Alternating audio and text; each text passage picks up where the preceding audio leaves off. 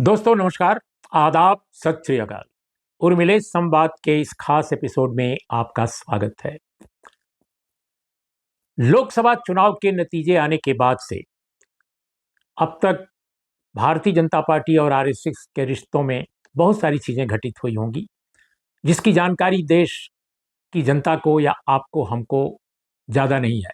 लेकिन दोस्तों, तीन ऐसी बड़ी राजनीतिक घटनाएं जरूर हैं जो बिल्कुल सबके सामने हैं, जिनसे ये साफ साफ अंदाज लग रहा है कि भारतीय जनता पार्टी का जो लीडरशिप है, जो उसका नेतृत्व है पिछले 10 वर्षों में, मैं पार्टी के पदाधिकारियों की बात नहीं कर रहा हूं, वाकई जो भारतीय जनता पार्टी को चलाने वाले लोग पिछले 10 वर्षों में रहे हैं, क्या वाकई उनकी जो पकड़ है पार्टी पर वो थोड़ी ढीली हुई है?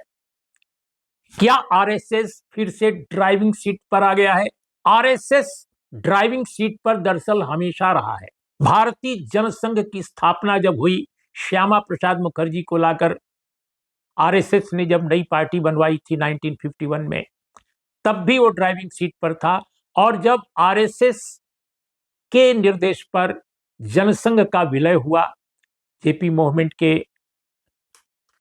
की राजनीति में जो ऊर्जा थी और उस ऊर्जा को पहचान कर आरएसएस ने जो सोचा कि एक नया प्रयोग किया जाए, और फिर जब भारतीय जनता पार्टी बनी, तब से लेकर आज तक हमेशा वो ड्राइविंग सीट पर रही है। लेकिन कई बार भारतीय जनता पार्टी के नेता जब सत्ता में आते हैं तो उनको लगता है कि वे इतने ताकतवर हैं कि अब आरएसएस जो है वो उसको भी एक तरह से वो अपने ढंग से समझा सकते हैं, उसकी अवहेलना तो नहीं कर सकते, लेकिन वो जो चाहे वो कर सकते हैं। कई बार आडवाणी जी को ये भ्रम होता रहा, कई बार अटल जी को भी भ्रम हुआ, और आडवाणी जी को तो एक बार ऐसा भ्रम हो गया कि वो पूरी पार्टी की विचारधारा ही बदल देंगे, स्ट्रेटजी ही बदल देंगे। वो पाकिस्तान में जाकर क्या क्या बोला है जिन्ना की बाजार पर, जानते ही हैं। तो उसके बाद क्या हुआ वो भी आप जानते हैं। इस बीच में दोस्तों, तीन ऐसी बड़ी घटनाएं हुई हैं जिनसे ये बिल्कुल साफ जाहिर होता है कि पिछले 10 वर्षों से प्रधानमंत्री नरेंद्र मोदी ने, गृह मंत्री अमित शाह ने जैसे चाहा वैसे पार्टी को चलाया, जिस राज्य में जिसको चाहा मुख्यमंत्री बनाया, जिसको चाहा पार्टी प्रेसिडेंट बनाया। लेकिन शायद अब ऐसा लग रहा है कि जिस तरह 240 सीटों पर बीजेपी 2024 के चुनाव में सिमट गई लोकसभा में, और कई राज्यों में हार गई चुनाव, कई राज्यों में वो हारते हारते बची, और यहां तक कि 240 जो लोकसभा की सीटें आई वो भी नीचे और जा सकती थी। वो तो थोड़ा बहुत खेला हुआ, और खेला कैसा हुआ वो देश की जनता को मालूम है। बहुत सारे लोग अब भी इलेक्शन कमीशन पर सवाल उठा रहे हैं, हम उसमें नहीं जाएंगे, वो हमारा आज का विषय नहीं है। लेकिन ये सच है कि लोकसभा चुनाव में भारतीय जनता पार्टी की स्थिति जो आज है, वास्तविक रूप से कागज पर आंकड़ों में उससे भी गई नीचे जा सकती थी। लेकिन ये बात आरएसएस को मालूम है, बीजेपी को मालूम हो या ना हो, कि जनता उससे बहुत नाराज थी। इससे भी ये इतनी नाराज थी कि सीटें इससे कम हो सकती थी, और इसीलिए आरएसएस ने, ऐसा लगता है कि बीजेपी को अब पूरी तरह टेक ओवर सा कर लिया है। और भारतीय जनता पार्टी के नेता, जो टॉप लीडर, जो समझते थे कि उनके आगे अब कोई नहीं है, भारतीय जनता पार्टी के वे नेता जो समझते थे कि वे आरएसएस को समझा लेंगे, वो जो चाहेंगे आरएसएस वही ओके कर देगा, क्योंकि आरएसएस पर बहुत सारे एहसान हैं मौजूदा सरकार के। सरकार ने क्या क्या नहीं किया है आरएसएस के लिए। हाल के वर्षों में आरएसएस को जो सुविधा मिली है, जो बहुत सारे, और आरएसएस के भी बहुत सारे काम हुए हैं। कौन सा ऐसा एजेंडा नहीं है जिसको बीजेपी की मौजूदा सरकार ने, जो आरएसएस के मन माफिक एजेंडा हो, जिसको पूरा नहीं किया है? सब कुछ किया है, बस एक यूसीसी आने की देर है, वो भी आ जाएगी।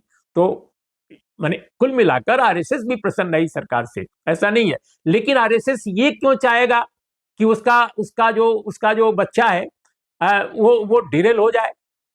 अगर बच्चा डिरेल हो जाए तो उसको फिर से लाइन पर लाने की जिम्मेदारी तो उसी की है, क्योंकि वो कुल मिलाकर इस बच्चे की देखरेख करता आया है इतने वर्षों से। तो अपना ही ब्रेन चाइल्ड समझ करके आरएसएस हमेशा बीजेपी को एक रास्ता दिखाता रहा है, और वो आज भी है। तो तीन ये जो क्या मामले हैं, अब आपको मैं बताऊं। पहला मामला जो काफी पहले का है, वो तो यह है कि अमित शाह जी और प्रधानमंत्री मोदी निश्चित रूप से चाहते थे कि यूपी में नेतृत्व परिवर्तन हो जाए और योगी महाराज की छुट्टी हो जाए, लेकिन छुट्टी नहीं हुई। और केशव प्रसाद मौर्य, जिनके जरिए बहुत सारी राजनीति चल रही थी, योगी महाराज को डिस्टेबलाइज करने, उनको परेशान करने, थोड़ा बहुत उनके खिलाफ जो मोबिलाइज होती थी पार्टी अंदर से, वो केशव प्रसाद मौर्य को अब लाइन पर ला दिया गया है और वो कोऑपरेट कर रहे हैं योगी महाराज को। तो इसका मतलब यह है कि एक मामले में वो भी चली। दूसरी घटना जो हुई है बड़ी दिलचस्प है, जो कल की है, अभी कल की, और ये जो 20 तारीख की घटना घटी है वो ये कि राम माधव फिर बीजेपी में लौट आए हैं।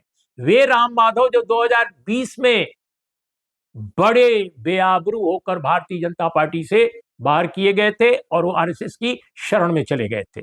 उनका जो प्राधिकार था वो पार्टी से अलग कर दिया गया था और फिर से एक तरह से वॉलंटियर या स्वयंसेवक बनकर के आरएसएस के दफ्तर में चले गए थे। अब यह अलग बात है कि आरएसएस अपने ढंग से उनको पार्टी के काम में लगाती रहती रही होगी, लेकिन जहां तक प्रधानमंत्री का सवाल है, नड्डा जी का सवाल है, बीजेपी के प्रेसिडेंट जो मौजूदा हैं या जो अमित शाह जी हैं या अन्य नेता, मुझे नहीं मालूम कि उन्होंने कभी राम माधव को कोई और जिम्मेदारी दी हो, लेकिन आरएसएस उनको अलग अलग जगहों पर भेजता आ रहा था। लेकिन अब राम माधव को जम्मू कश्मीर का प्रभारी इंचार्ज बना दिया गया है। तो वो किशन रेड्डी के साथ, जो केंद्रीय मंत्री हैं और अमित शाह जी के बहुत नजदीक माने जाते हैं, तेलंगाना से आते हैं, तो किशन रेड्डी के साथ वो जम्मू कश्मीर के चुनाव का प्रभार देखेंगे, वही प्रभारी होंगे। और चूंकि राम माधव पार्टी में किशन रेड्डी से बहुत सीनियर हैं, आरएसएस में भी सीनियर हैं, तो जाहिर है दबदबा तो उनका होगा और आरएसएस तो पूरी तरह उनके साथ है। तो ऐसी स्थिति में राम माधव के ही नेतृत्व में आरएसएस का जो पूरा का पूरा बीजेपी का जो अभियान है चुनाव का, वो एक तरह से बुना जाएगा, उसकी पूरी रणनीति तैयार की जाएगी। एक तो ये दूसरा हो गया।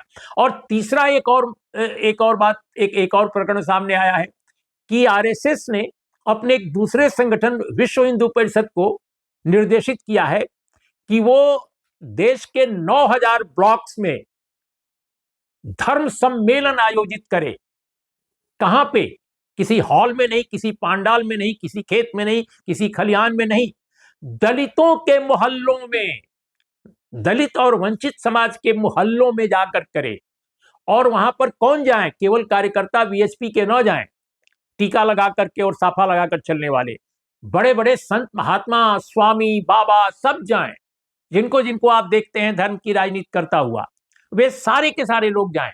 तो धर्म की राजनीति का अखाड़ा जो है पूरा का पूरा जो दलित समाज है और दलितों के जो मोहल्ले वो बन जाएंगे और दिवाली से 15 दिन पहले ही शुरू हो जाएगा। कुछ लोग तो कह रहे हैं कि अगस्त महीने से ही शुरू हो जाएगा, लेकिन ऐसा माना जा रहा है कि 15 दिन पहले शुरू होगा और जबरदस्त ढंग से चलेगा। यह भी निर्देश गया है बीएसपी के जो नेता हैं आलोक कुमार जी, उन्होंने इंडियन एक्सप्रेस को दिए एक इंटरव्यू में कहा, और उन्होंने कहा कि सब लोग जो है इसके लिए तैयारी बहुत अच्छी की गई है और सब लोग जाएंगे। इस तरह की बात कही उन्होंने और भी एक्सप्लेन किया उन्होंने। इस पर इंडियन एक्सप्रेस ने बड़ी अच्छी स्टोरी की है पूरा डिटेल के साथ।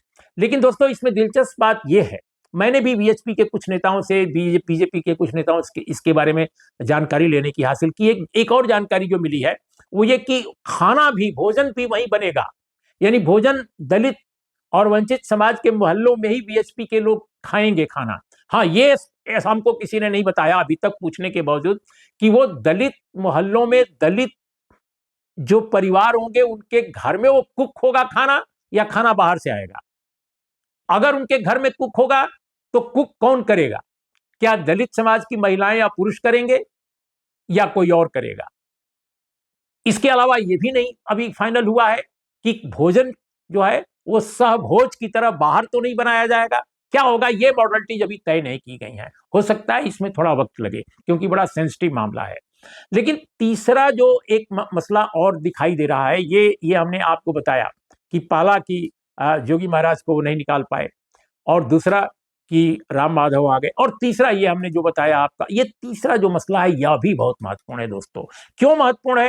क्योंकि भारतीय जनता पार्टी अब तक ये मानकर चल रही थी कि उसके पास समर्थ कार्यकर्ता है। नड्डा साहब ने तो कहा था, मुझे याद है उन्होंने कहा था, इंडियन एक्सप्रेस को ही दिए एक इंटरव्यू में कहा था 2024 के 17 मई को कि अब भारतीय जनता पार्टी को आरएसएस की वैसे जरूरत नहीं है जैसे पहले हुआ करती थी, अब भाजपा अपने आप ही सक्षम है, कुछ इस तरह की बात उन्होंने कही थी। और इसके बाद 10 जून को जब रिजल्ट आ गया लोकसभा का, तो मोहन भागवत ने बिना किसी का नाम लिए कहा था कि स्वयंसेवक को अहंकारी नहीं होना चाहिए, अहंकार से बचना चाहिए। तो ऐसा लगता है कि लक्ष्य यही था, उनका निशाना यही था कि बीजेपी के जो मौजूदा नेता हैं बहुत ज्यादा ताकत आ जाने से अहंकारी हो गए थे और इसलिए यह हाल हुआ है। तो अब आरएसएस ने उनके अहंकार को देख लिया, अब यह भी देख लिया कि सत्ता में आने से बीजेपी के नेता जनता से कट गए हैं, वो जमीन पर पांव नहीं उतरते उनके। तो अब आरएसएस ने स्वयं ही बीएसपी और आरएसएस के कार्यकर्ताओं को भेजना शुरू किया है। उनका यह मानना है कि दलित समाज से, वंचित समाज से बीजेपी काफी कमजोर हुई है और कमजोर हुई है इसीलिए उसका वोट घटा है। तो ये मामला संतुलित करने के लिए ये अभियान चलाया गया है। दीपावली से पहले देखना है कि इसमें क्या होता है। तो दोस्तों, ये तीनों घटनाएं बता रही हैं कि भारतीय जनता पार्टी को अब एक डायरेक्शन की जो जरूरत हमेशा रही है और इन 10 वर्षों में कारपोरेट से इतना ज्यादा ताकत उसको मिली है, सत्ता से इतनी ताकत मिली है कि सत्ता और कारपोरेट के संश्रय से बीजेपी का नेतृत्व तो वाकई दीवाना सा हो गया था, शक्ति का दीवाना। और अब वो शक्ति की दीवानगी थोड़ी कम हुई है क्योंकि जो संख्या है गिरी है, निर्भर हो गए टीडीपी और जेडीयू पर। अभी देखा आपने क्या हुआ, ये जो लेटरल एंट्री के मामले में निर्भर रहना पड़ा। तो अब आरएसएस ने अपने 100 साल उसके पूरे हो रहे हैं इस दरमियान 2025 में। तो अब वो सोच रही है कि कैसे बीजेपी को और ताकत दी जाए और इसके लिए वो फिर से पूरी तरह ड्राइविंग सीट पर आ गई दिखाई दे रही है। तो दोस्तों, आज इतना ही। नमस्कार, आदाब, सत श्री अकाल।